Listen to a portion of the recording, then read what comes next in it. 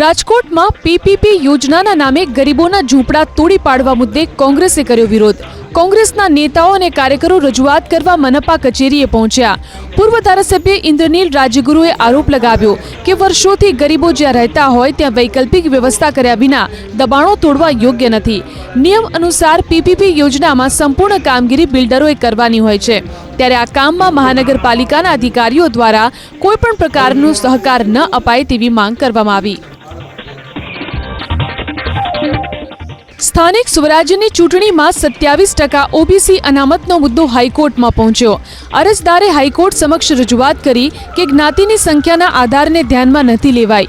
General કેટેગરીમાં સંખ્યા વધુ હોય અથવા ઓબીસીની સંખ્યા વધુ હોય તેવી સ્થિતિમાં 27% અનામત લોકોના હિતમાં નથી।